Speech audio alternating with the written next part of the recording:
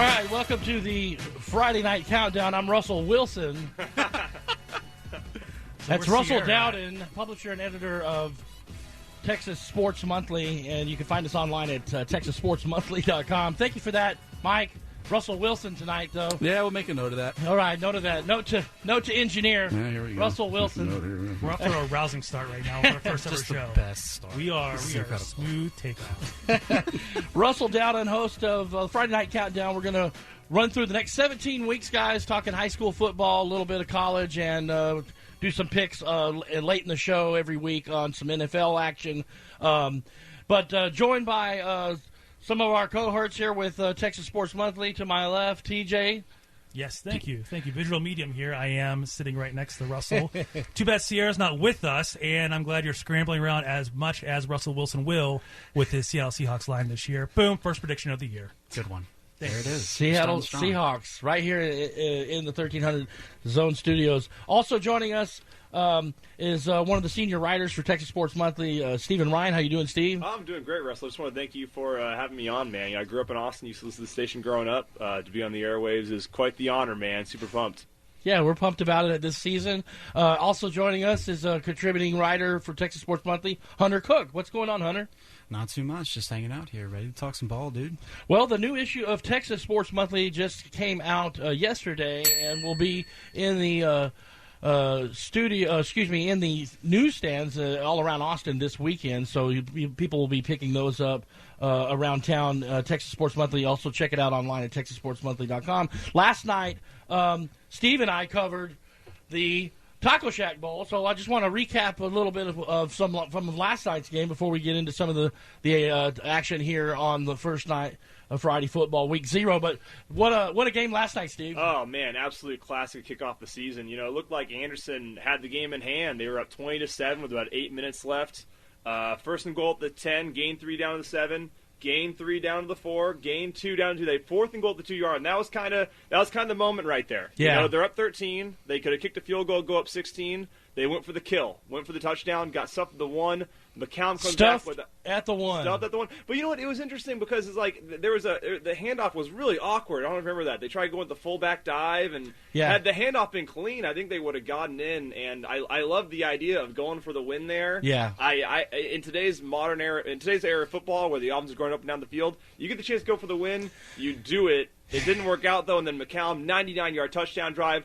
Forced a fumble, another touchdown, and Anderson. You know, I had the call last night with Carl Schoenig on SHN last night, and I mentioned to him, and it was a gutsy call, but had the coach gone for the field goal right there on the 2, that would have been the difference of the game, and they would have won that game by 2. You know, hindsight's 20/20 though, man. You know, it's still 16 is still a 2-possession game. I mean, touchdown 2-point conversion, two-point conversion is a really hard thing to do, but it's still a 2-possession game.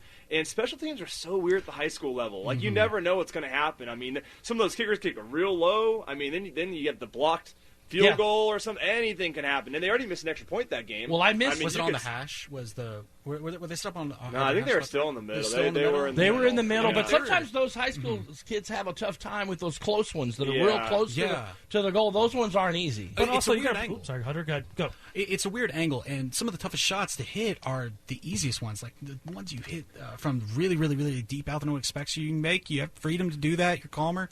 Man, first game of the season, little jitters. Like I can see why you go for it there, and if you get the touchdown. Unquestionable, insurmountable lead. I mean, you win the game right there, and who can predict like a fumble? Well, there were 7 minutes left in that game when they were stuffed at the goal line, and you got to think 20-7. Your defense has held to 7 points. Exactly. That late in the game. Yes. Blame the defense here for that one. Blame them. 99 yards here. Make a stop. Make one third down. Why not make a stop here? If you coached up your defense, though, give up just 7 points before that, you would think and imagine make one stop there. And then you win the game. And plus, losing early, you don't kill your playoff chances that way as well. It's a long season, not even a conference game. Oh, yeah, exactly. District, I mean, sorry. I felt the big play here, though, was after that first touchdown. Anderson got the ball back, and they had been running the ball well the entire second half. They could have absolutely run out the clock, but then you had Connor Boggs make a play. The defensive lineman getting in the backfield, just clocking that Anderson running back. I mean, it was like 6 yards behind the line of scrimmage. Was that the one, injuries? Was that the injury? Yeah, it was the fumble, and the kid was down. He was hurt, and that got the turnover. That got them the short field because I kind of still thought Anderson was still going to win the game. Even Well, they after were that first working that touchdown, clock so well in that game, and they really managed that game offensively with the clock, taking it down to 3 seconds before the snap every play. But the Taco Shack Bowl last night from House Park was a really good one, 21-20. McCallum taking the tiebreaker of that game. It was a classic, man. Last thing on that. Was there free Taco Shack given out during the No, game? there wasn't. I'm What a so waste. bummed. I don't go. Why? How can you be the Taco Shack? That's It's horrible frustrating. advertising. You know, There's nothing to do with Taco. I covered Austin area high school. Or Shacks. There's no Shacks. Was there even anywhere. Love Shack played during the game? No Love No. Shack? No, No. nothing. Wow. No, but Orlando from Taco Shack got to speak with us at the halftime of that game and talked about that game. And he actually called it. I don't know if you've heard that, but he came on and said when it was 20-7, he said, "I think we're going to have a close game. It's going to come right down to the wire." And but he leaned towards McCallum on that on his pick, and by God, that's exactly what happened last night. Disappointing, no Taco Shack though. That's the most disappointing thing about that game for me. It's Forget AISD. the fumble and forget the 99-yard drive, just like Cleveland and Broncos. But just that was awful. No Taco Shack. Taco Cabana, step up, man. Take over this game. Well, you just don't get free food at AISD. I noticed that last year. You get free food at every other. But yeah, no, it's good food though. Good food. Taco Shack, yes. So Very good. let's move ahead. I mean, of course, we got on our sister station tonight. Westlake is going to be playing on. Who are they got tonight? We got They got Belton. But hey, Belton. can we talk about Hendrickson though? Last night, Yeah, let's jump made back to the games that statement happened. last That's night. right. Yes. Hendrickson played a neutral site game in Waxahachie against Texas yes. High of Texarkana and absolutely spanked them, 56-7. Oh, yeah. It was 42-0 at the half. Texas High is a team that's used to going to the playoffs. I mean, they were 7-4 last year. They lost to Highland Park in the first round by 7 points. Eventual state champion. Highland Park gave them one of their toughest games of the year. Yeah. You know, and this I read this was Texas High's worst, most lopsided loss since 1989. That's a lot of years. 56-7. Yeah, That's a lot of years. That's a long time. That's a long time. That's a long That's time. longer than I I've been was alive. 1. Yeah. Yeah. Oh, you were in. I wasn't born. Wow. What year is this again? Huh? What year is this again? 89. Yeah, Russell, you're 45 at that time, weren't you? No, I was in high school. Huh. Well, there you go.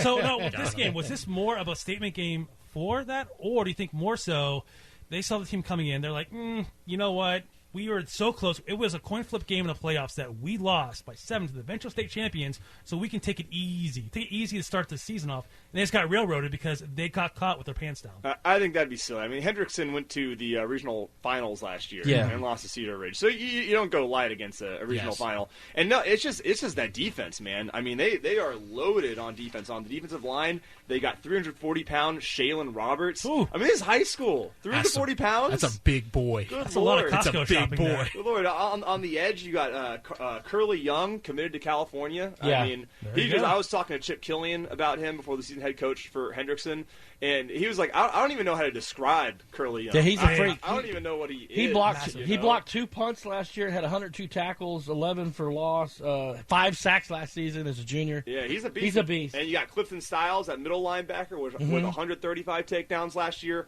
Miles Brooks in the secondary. He's an Arkansas commit. I mean, this is just this defense is. They're stacked over there. Yeah. I like that term, takedowns. Yeah. Trademark that. That's good. Gotta whip out the thesaurus sometimes. Yeah, you know, double leg use takedowns. words. Who else was last night? Smithville East Side. Kind of. Oh, I have a friend that lives down in Smithville. That was a lopsided game. A little bit lopsided. Little bit. 62 Dude, nothing. Eastside Memorial. man. Moving on. You know, Eastside. Oh, well, never mind. Let's just move on. Yeah. And then the other game there we had was the Taco Shack Bowl, 20-21. So The best one of the night. moving on to tonight's games, we're covering, just as Texas Sports Monthly, 3 games tonight. Let's talk about the next game. Is you and Oh, yeah. Stan, our photographer, are going to be at. I'll be going up to good old John Gupton Stadium to see the Vandergrift Vipers and the Cedar Park Timberwolves. Now that game, that was a district game before this realignment, right? 2 realignments ago. Okay. Vandergrift's been 6A for 2 years now, and back when they were 5A, this was a big game. I mean, Vandergrift when they were 5A in 15 and Right. 14. When Cedar Park took off for their back-to-back state titles. Yes. Right. Yeah. Correct. Vandergrift was they were 23 and 6 during those 2 years playing in the same district as Cedar Park. So This will be a good game. I mean, I'm looking forward to it. Cedar Park, they're replacing a lot of guys, especially at linebacker. But The Black Rain defense. Yeah, but they got that tradition, man. They've won 6 straight district titles. You know what I mean? They don't rebuild, they reload. They'll find guys. It'll. Coach Abistek's got away with fielding teams out there. And tradition and culture matters so much at the high school level. It's just like that mentality, and they've been so good for so long at what they do that you kind of grow up expecting to be good.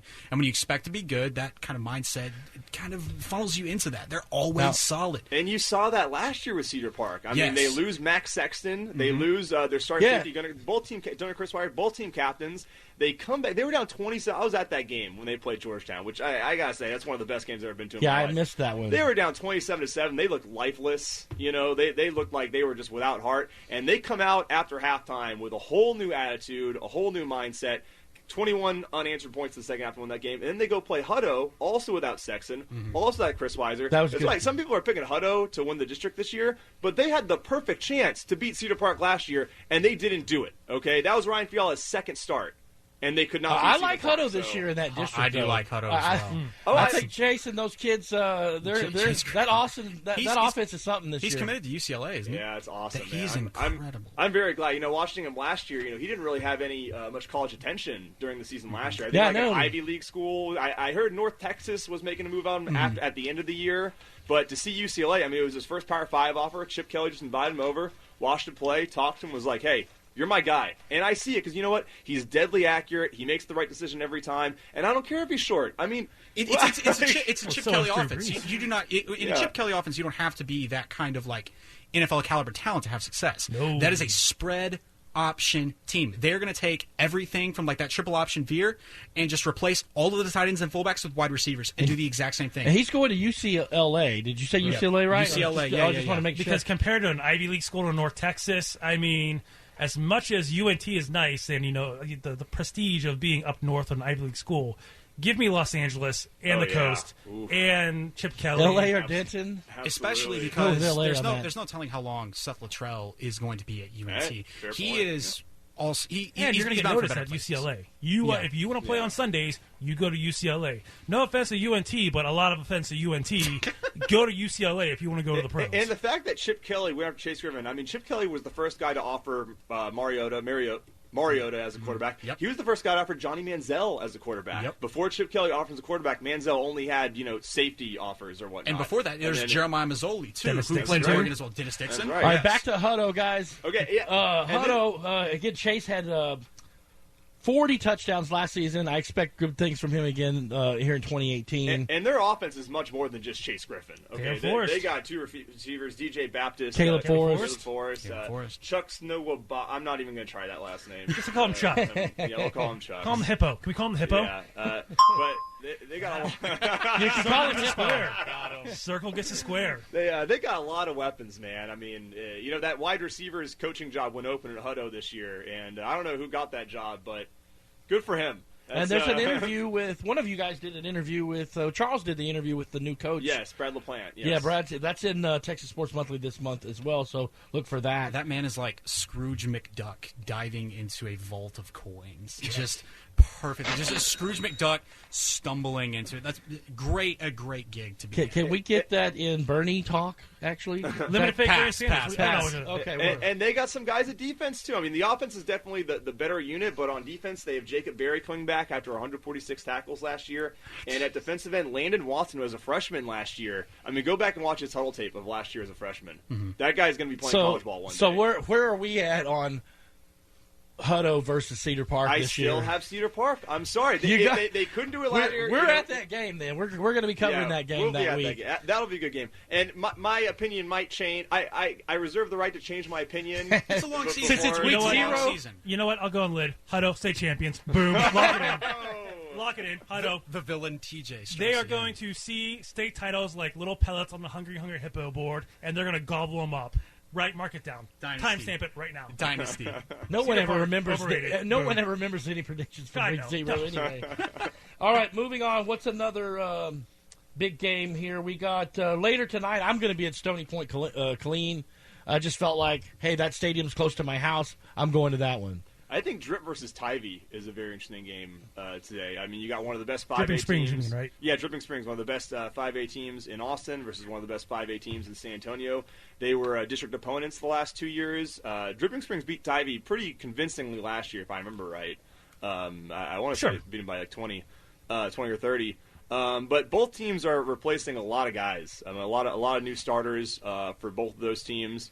It'll be a good litmus test, and with Dripping Springs' new district, this is probably the toughest game on their schedule. No disrespect to the AISD schools; they are now joining. I mean, McCallum and LBJ will certainly challenge as well, but Tivy with the tradition they got, the culture they got.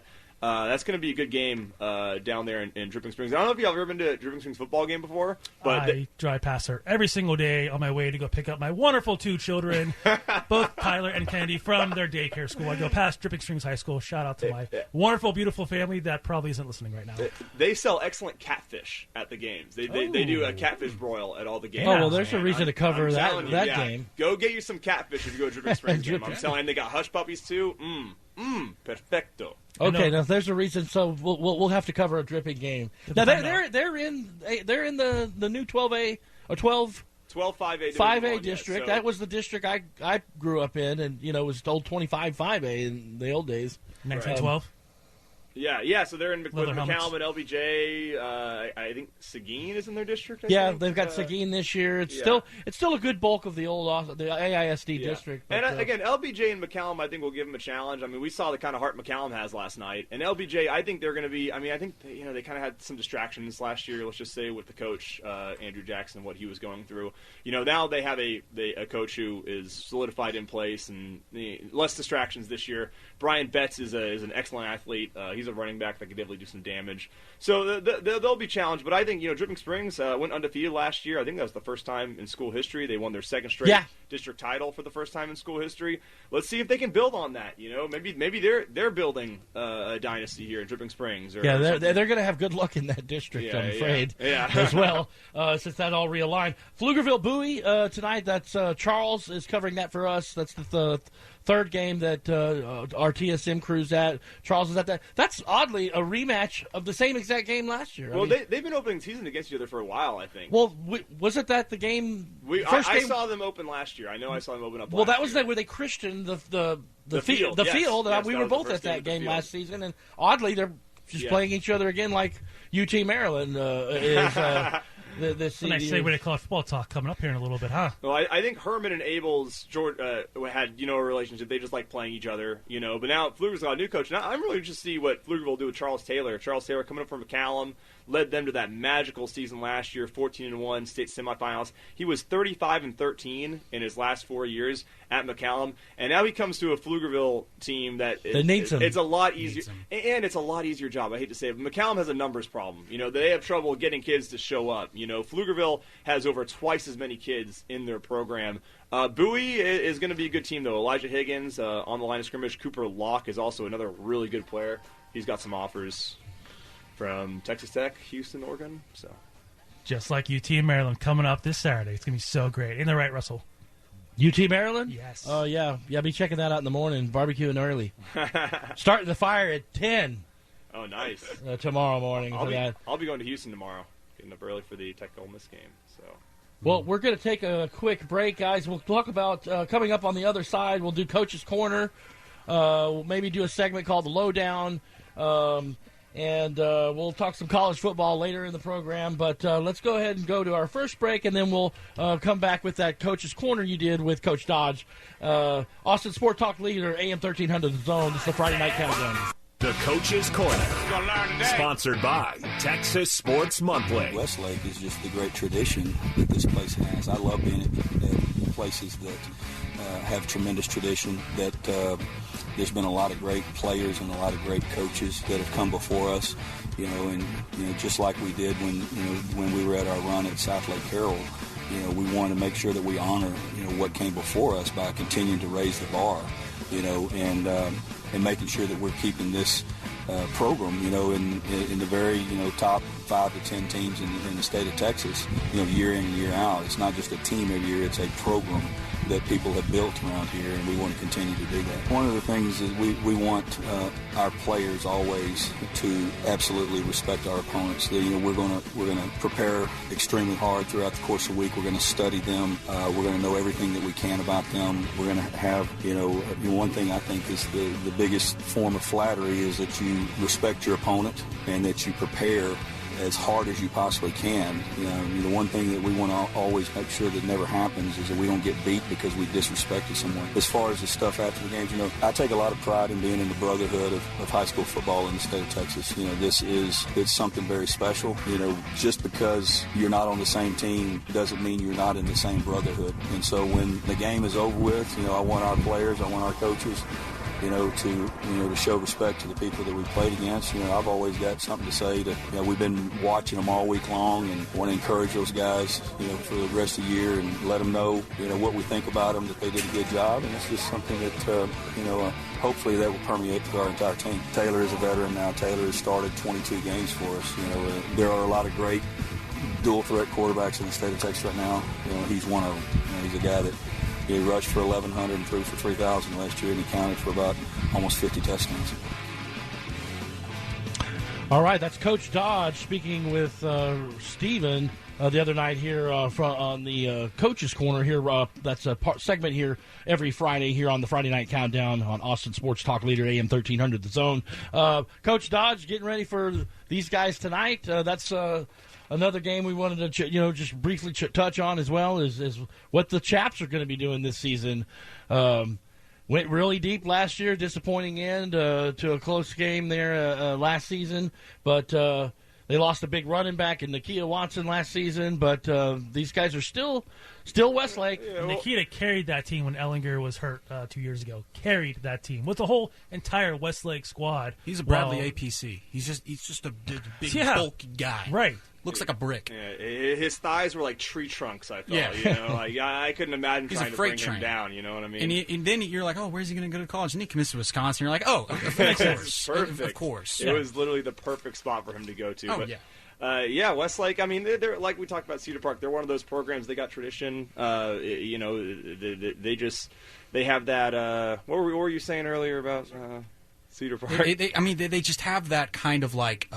They do have the tradition. They have that culture. Yes, there we go. That's the word. Dodge has really implemented that culture into Westlake, and it's a different one that I feel like historically there. Westlake is just tough. Yeah, there's some grinders, and this is probably one of the best defenses they've ever had. I mean, with David Neal on the defensive line, Jack Ellinger at linebacker, Sage Luther in the back end. They have a legit star on all three levels of their defense, and a great defensive coordinator in Tony Salazar. I mean, he did a great job when he was at Leander, and ever since he's been at Westlake, they've been great. I remember talking to Dodge about why he hired him. They coached against each other when Dodge was at Marble Falls and when Salazar was at Leander.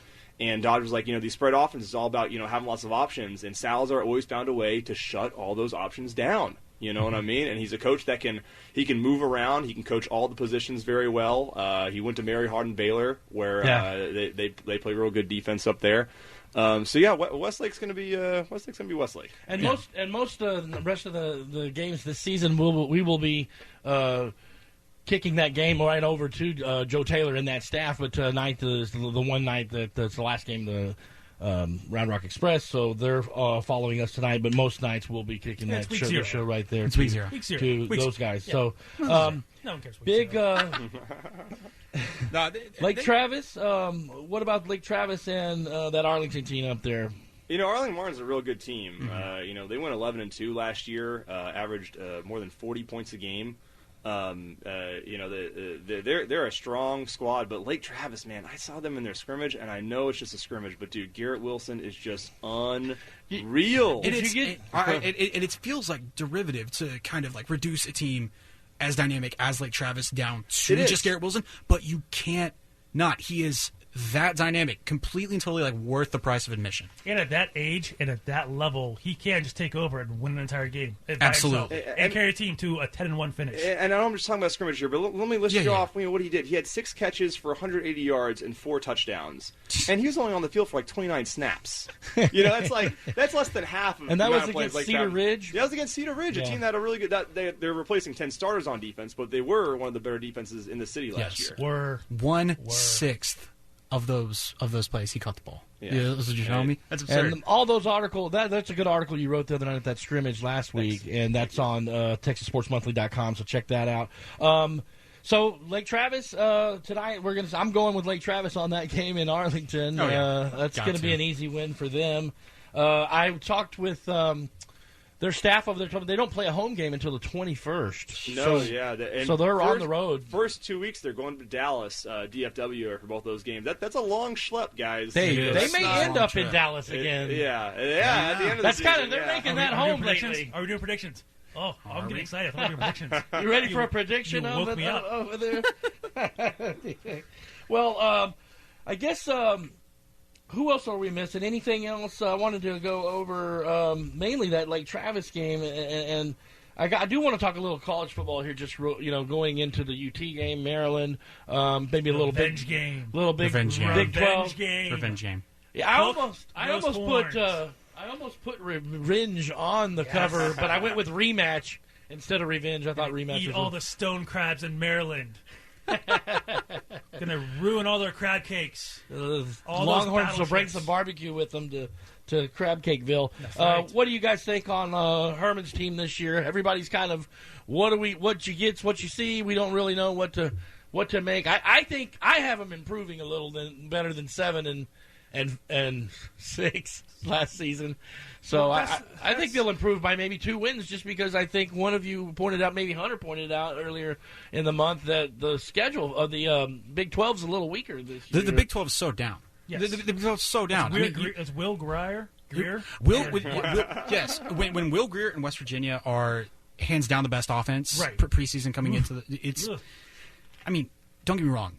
Greer is a good quarterback. Right. He's probably going to go to the NFL. He will have a career there. He will play professional football at some level and make money playing a game with pigskin wrapped around air. He is that good at what he does.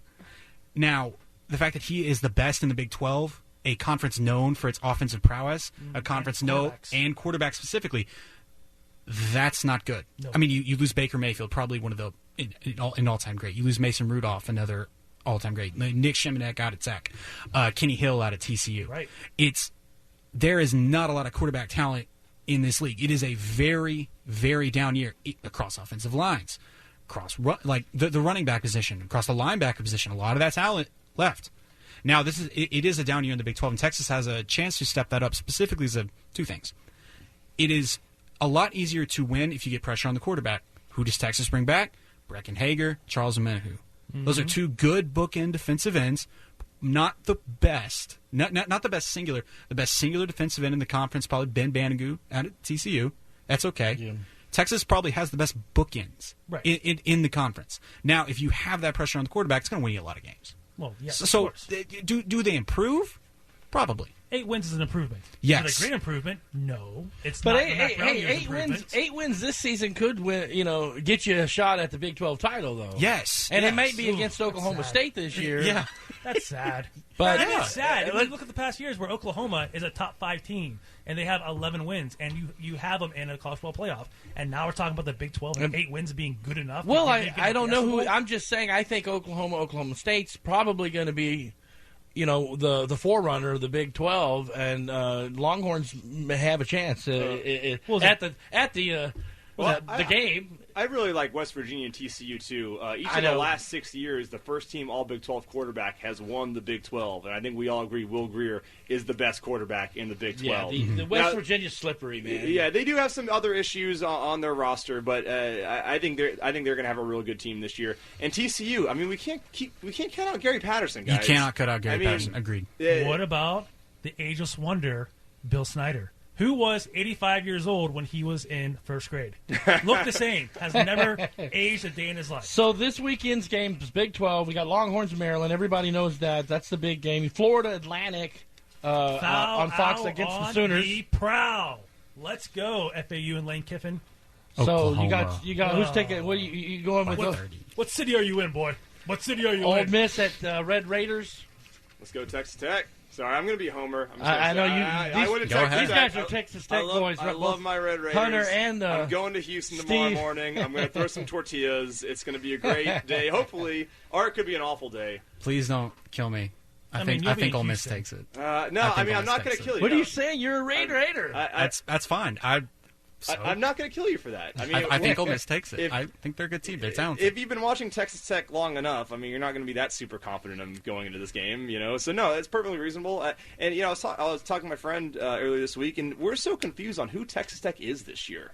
I've Yes. never gone into a season like you. They're going to score 85 points and give up 96. No, that's not who they are no. this year. Completely No, flipped it yeah, all around. that's the thing. Texas Tech Look returns at me, 10 recency bias. Texas Tech returns 10 starters on the defensive side of the ball, including Dakota Allen, who is probably one of the best linebackers in the nation. Almost undoubtedly will be one of the best linebackers in the conference. The only player they don't return is a nose guard. They return all 4 stars in defensive backfield. But Deshaun Johnson, game time decision. That is a big deal. That safety spot will be so crucial against the speed Morgan of Ole got Miss. hurt too. Octavius Yes. Morgan got hurt, so Well, Not great. It's not good. yeah. All right, in and the we don't- fourth. Sorry, go ahead. No, just saying the fourth and final game. Moving on.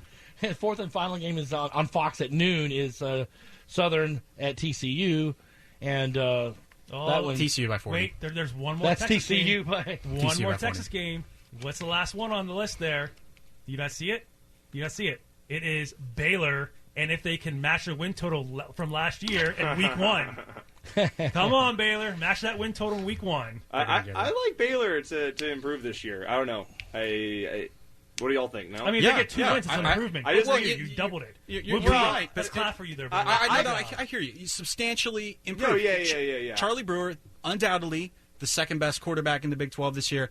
I'd put him right above that Sam Ehlinger, Shane Buechele combination that Texas has under Will Grier. But that's good enough to get you a bunch of wins. I believe there's a quote this week that came out that Herman was not committed on Ehlinger. Is he ever? Said, well, yes, that's very true. But he did not say outright, no matter what's going on in the game, Ehlinger's our guy. We're going to roll with them. Why can you not Yeah, just he's stick with confirmed him? him. He's confirmed him already. No. But he did say if Buechele wants to come in, not wants to come in, but if the timing's right, we'll throw Buechele in there. Well, you know why? I hope Because they don't he had, do that. He had that penchant for making mistakes last year. I mean, he lost He them was a games freshman. with some. Yeah, Remember, these are 18-year-olds coming Hey, in and playing a much faster game. and he's All still, right, let's go down the Big 12 and finish the Big 12 out. We're halfway through here. I want to keep going here on these schedules, but it's 3 p.m. tomorrow. West Virginia is at Volunteers of Tennessee. What do you guys think of that game? Isn't that in that's in some Atlanta or Bank of Charlotte. America Yeah, Stadium. Charlotte. There we go. no? yeah. It's Bang. Yeah. They had the if anybody, Speedway. if anybody's listening right now and It's wants to Google it, Google Dana Holmgren and the Tennessee head coach whose name escapes me. It's not Butch Jeremy Davis. Pruitt. There you go.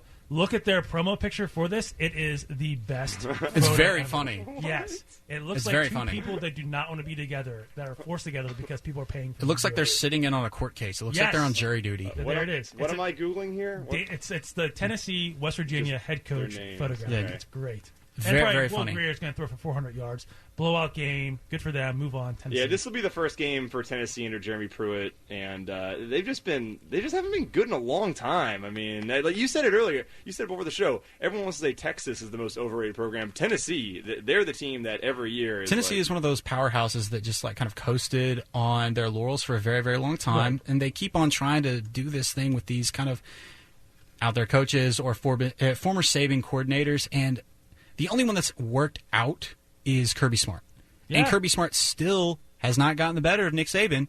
Oh, goodness So no. I don't know. Maybe Tennessee does. I think Tennessee keeps it within like 2 scores. I think it's a close game. Yeah, but West Virginia's got this. West Virginia's definitely going to have that game, I Yeah. think. Jayhawks, Nichols. Rock, chalk, going to lose by 45. Yeah, I don't know, man. Like, Is Rick Mangieri still coaching there? No? The guy looks like two people sewed on together at the same time? no, man, poor Kansas. South Dakota, Kansas State. Kansas State. Kansas State's got that one you mentioned earlier. Baylor hosting the Wildcats on. Iowa State, South Dakota State. It's an interesting game. The Jackrabbits are one of the better teams in the FCS. Agreed. And the occurrence of the FCS FBS upset is very more often. And Iowa State's losing like a lot of guys. Like they lose Alan Lazard. They will bring back Kyle Kempt. I believe he got that. Didn't he get that 6 year? Yeah, he got the 6 year. So they bring back Kempt. But they lose Lazard, and they lose a lot of that receiving force and defensive backs. They weren't a good offensive line last year. No, they just had not at David Montgomery making up for the lack of a good offensive line. Who is the best, probably the best running back in the Big 12 heading into the season. But it's Iowa State. They're going to win 7 games, make some random bowl game on December 22nd, and we'll be forgetting about them. Because they're Iowa State. Maybe. They might. I could see them losing it, but I don't know if I could see them losing it. I could see it being close. Yeah. It being a little bit of a scare. Yeah, I still having them win, but let's be real. There are different FCS teams. There are certain FCS teams that can absolutely beat any FBS team on a given Saturday if they bring their A game and that FBS team brings their B, C, D game or whatever. Anybody, that happens. Anybody, if they bring their A, and that team's bringing their C game. So I'm sorry, I don't. It's just different. No one's beating Bama. FCS and FBS is just different. The speed of the game. Okay. All right, guys. Okay, we're gonna go 4th and long here. This is our pick segment for the long shot. Anybody got a long shot pick? This week. Florida What do you got? Atlantic University to win outright. Out on the prowl. Let's go. I really want to see. I'm tired of these offseason like Lane Kiffin has changed stories. Like no, Lane Kiffin hasn't changed. He started winning, and so now we're just writing stories about how he changed. Well, he won 10 games in a year where he got a metric load of transfers, like just so many transfers. As far as a outright pick, I will take as a non-Big 12 thing. I will take Washington over Auburn, but it will be the most inconsequential Week 0 game in the history of college football. Everyone will forget this game has happened by October. Oh, exactly. People are going to, is SEC thing, the whole conference thing, we're going to yell about it for like a week, and then it'll be gone. It'll be over. Alabama can lose to Auburn to the Iron Bowl, and they'll forget about it anyways. Put Alabama in the playoff just like they did last year. I love watching that game, too. I think the matchup between the Huskies' defensive line and Auburn's offensive line is going to be a huge mismatch in that game. And you're going to see kind of how when Auburn played Clemson last year, and Stidham just had no time to throw, and they were just a disaster on that side of the ball. Stidham's a good quarterback. Yeah. He's a great quarterback. I think that's going to happen. My long shot pick, though, not a huge long shot, but I got Wyoming over Washington State. The Cowboys with Craig Bowl. They had a really good defense last year. I don't think they're going to miss Josh Allen much. He wasn't actually that productive. And Washington State had a rough offseason. Let's just Is this because you hate Mike Leach? And they lose in openers. They lost a lot of openers. Washington State, very, very inconsistent team. They're losing a lot of people. Yeah. So. And because you hate Mike Leach. No, I love. Well, I did this. Yeah. I think he's funny. We all love Mike Leach. He's funny. He's a funny guy. Is he funny or serious? No, he's funny. Interesting character. Seriously funny looking. Oh, come on. Get out of here. And none of you are funny. This is the Friday Night Countdown. We'll be right back on Austin Sports Talk Leader AM 1300 The Zone. More with the Friday Night Countdown after this.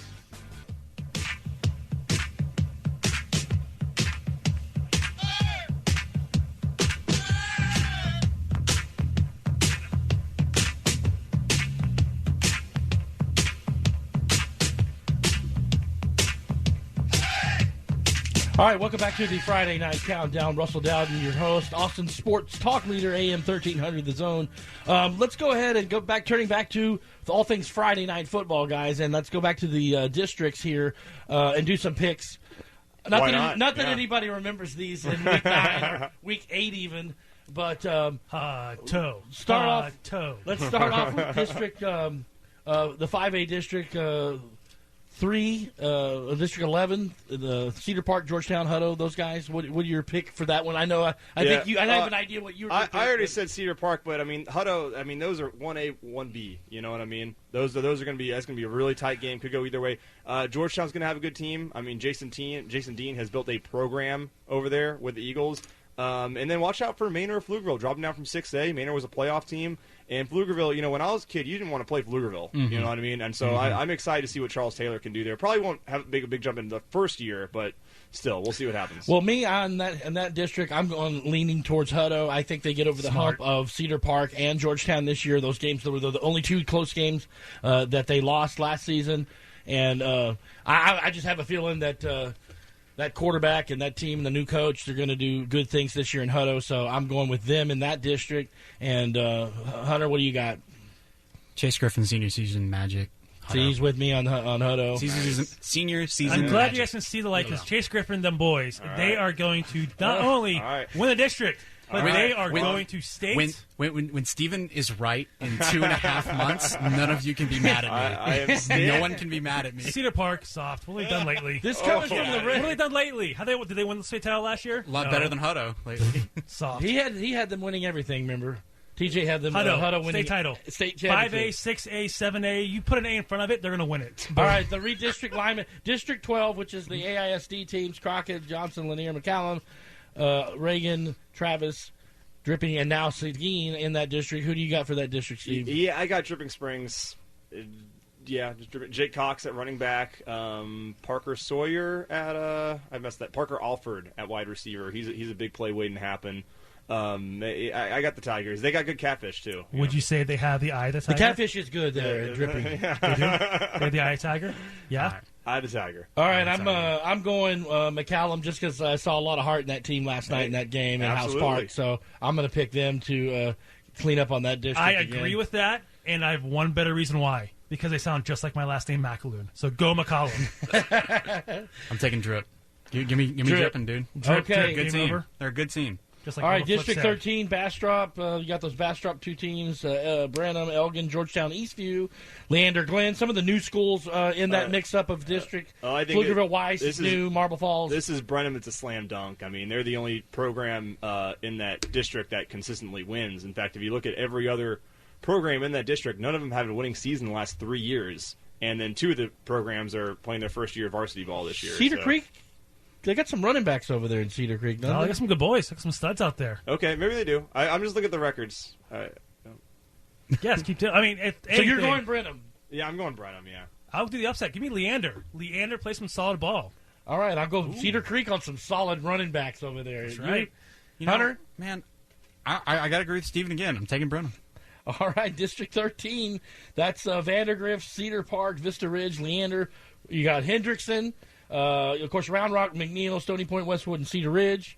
And maybe that's who I was thinking was Cedar Ridge, not Cedar Creek. Yeah. That previous district. Yeah, well, Cedar Ridge got some running backs. Cedar Ridge has some guys. They've got some studs over there. I had Cedar Ridge going into the season, but after what Hendrickson did last night, I think I got to go with the Hawks. But I also...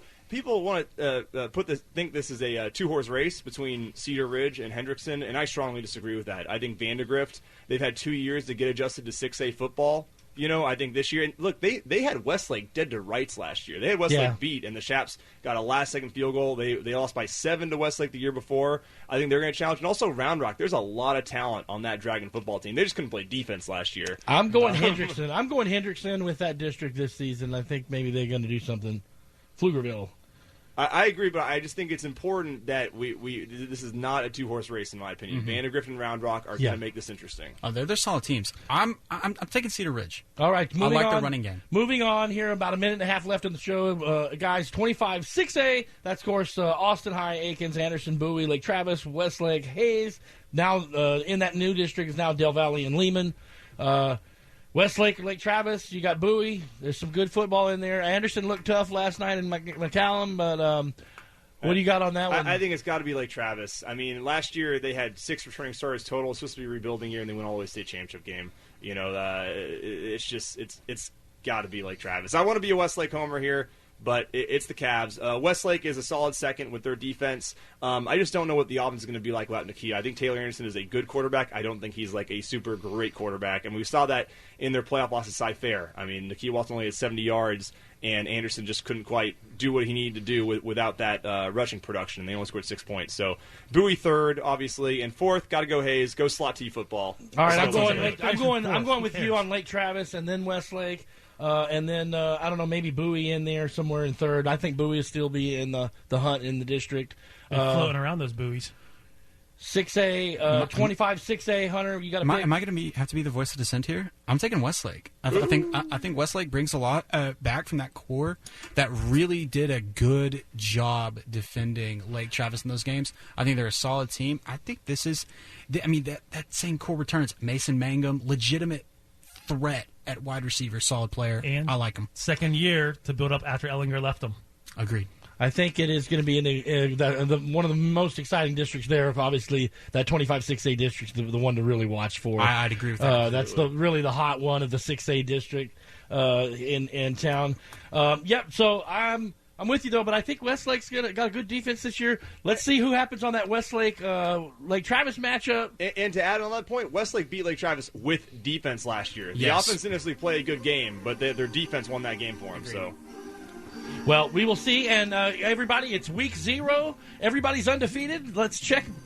We'll check back, with still playoff eligible. Everyone's playoff eligible for the next 3 hours, I guess, at least. But anyway, Friday night football, week 0, good stuff. Enjoy your Friday night, guys. Drive safe. Report the games.